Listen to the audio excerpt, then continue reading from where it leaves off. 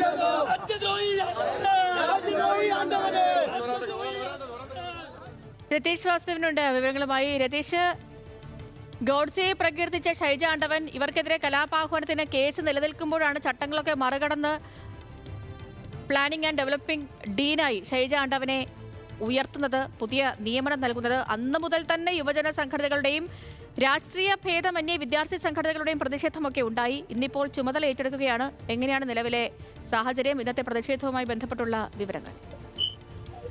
തീർച്ചയായും ഷൈജ ആണ്ടവനുള്ള പ്രതിഷേധം ശക്തമാവുകയാണ് അങ്ങനെ തന്നെ പറയാൻ കഴിയും. കാരണം ഗാന്ധി നിന്ന് അവർക്കെതിരെയുള്ള പ്രതിഷേധങ്ങളും വലിയ തരത്തിലുള്ള സംഘടനകളുടെ പ്രതിഷേധം തുടരുകയാണ്. ഇന്നും രാവിലെ യൂത്ത് കോൺഗ്രസിന്റെ നേതൃത്വത്തിലാണ് 9 മണിയോടെ പ്രധാന ഗേറ്റിന് മുന്നിൽ NITയുടെ പ്രധാന കവാടത്തിന് മുന്നിൽ പ്രതിഷേധം ഉണ്ടായത്. പോലീസും യൂത്ത് കോൺഗ്രസ് പ്രവർത്തകരും തമ്മിൽ സംഘർഷമുണ്ടായി. എന്തായാലും ബലം പ്രയോഗിച്ച് മുഴുവൻ പ്രവർത്തകരെയും പോലീസ് അറസ്റ്റ് ചെയ്തു നിൽക്കുന്ന സാഹചര്യമാണ് ഉണ്ടായത്. ശക്തമായി സമരത്തെ നേരിടും എന്നുള്ള നിലയിൽ തന്നെയാണ് പോലീസ് ഇവിടെ സംഘടിച്ചു നിൽക്കുന്നത്. എന്തായാലും അല്പസമയങ്ങൾക്കുള്ളിൽ KSUവിന്റെയും അതുപോലെ തന്നെ SFI, ഫ്രറ്റേണിറ്റി തുടങ്ങിയ വിദ്യാർത്ഥി സംഘടനകളുടെയും പ്രതിഷേധം ഇവിടെ ഉണ്ടാകും.